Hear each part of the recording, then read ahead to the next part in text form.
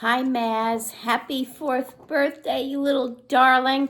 I'm sending you this book called Miss Rumphius. It's one of my favorite books, and I'm going to read it to you. The lupine lady lives in a small house overlooking the sea. In between the rocks around her house grow blue and purple and rose-colored flowers.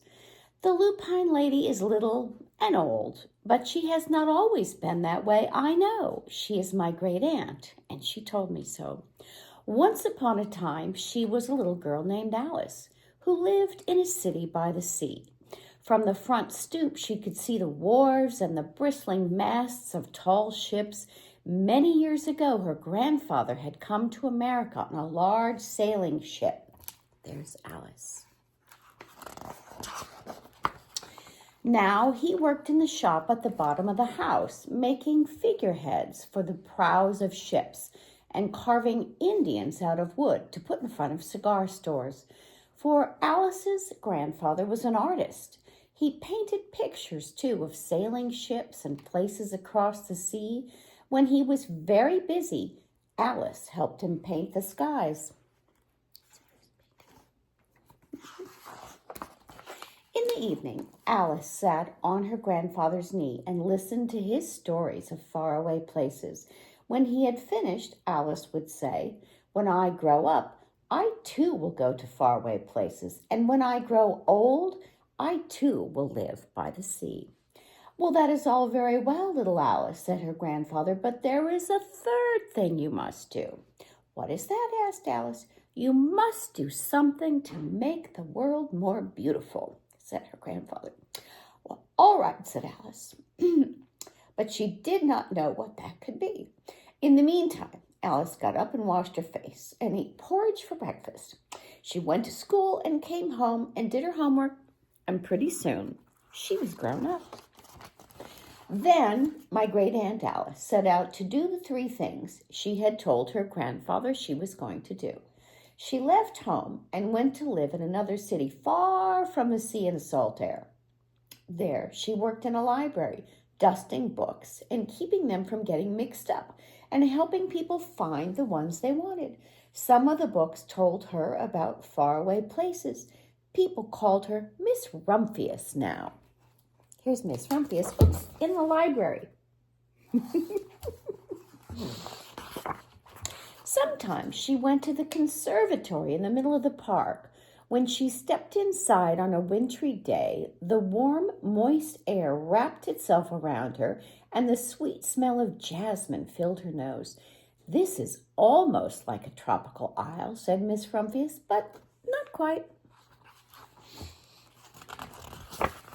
So Miss Rumphius went to a real tropical island where people kept cockatoos and monkeys as pets. She walked along on long beaches, picking up beautiful shells. One day she met Baba Raja, king of a fishing village. "You must be tired," he said. "Come into my house and rest." So Miss Rumphius went in and met the Baba Raja's wife. The Baba Raja himself fetched a green coconut and cut a slice off the top so that Miss Rumphius could drink the coconut water inside. Before she left, the Baba Raja gave her a beautiful mother-of-pearl shell on which he had painted a bird of paradise and the words, "You will always remain in my heart. You will always remain in mine, too," said Miss Rumphius. My great aunt Alice climbed tall mountains where snow never melted. She went through jungles and across deserts. She saw lions playing and kangaroos jumping, like where you live. And everywhere she made friends she would never forget. Finally, she came to the land of the lotus eaters, and there, getting off a camel, she hurt her back. "Oh, what a foolish thing to do," she said. "Well, I certainly have seen faraway places. Maybe it is time to find my place by the sea." And it was, and she did. From the porch of her new house, here's her new house, Miss Rumphius watched the sun come up and watched it cross the heavens and sparkle on the water. And she saw it setting glory in the evening. She started a little garden among the rocks that surrounded her house, and she planted a few flower seeds in the stony ground. Miss Rumphius was almost perfectly happy. But there's still one thing I have to do, she said. I have to do something to make the world more beautiful. But what? The world is already pretty nice, she thought, looking out over the ocean.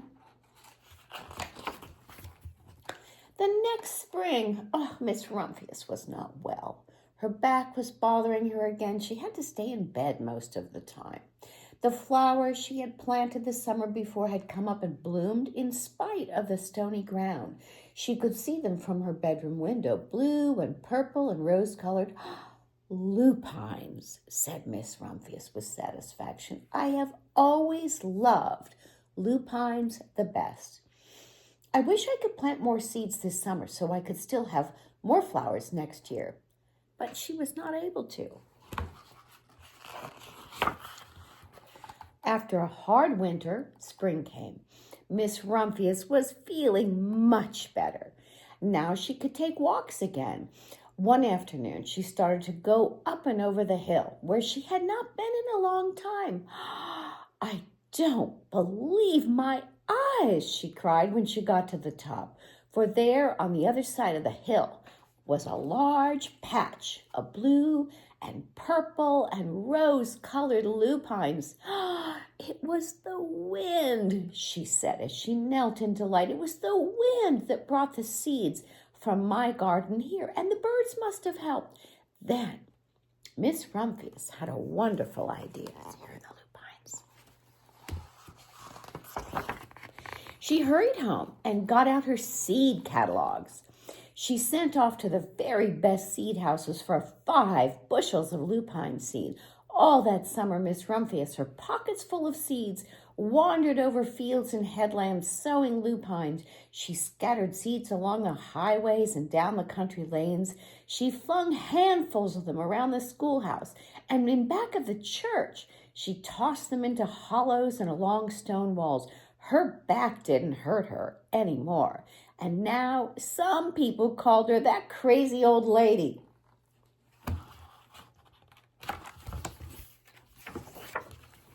The next spring, there were lupines everywhere.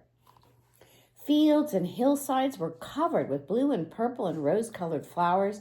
They bloomed along the highways and down the lanes. Bright patches lay around the schoolhouse and in back of the church.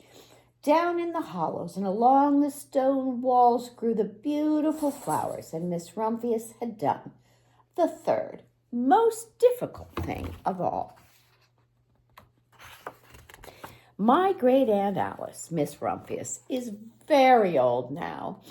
Her hair is very white, but every year there are more and more lupines. Now they call her the Lupine Lady. Sometimes my friends stand with me outside her gate, curious to see the old lady who planted the fields of lupines. When she invites us in, they come slowly. They think she's the oldest woman in the world. Often she tells us stories of faraway places. When I grow up, I tell her, I too will go to faraway places and come home to live by the sea. Well, that is all very well, little Alice, said my aunt. But there is a third thing you must do. What is that, I asked. You must do something to make the world more beautiful. All right, I say.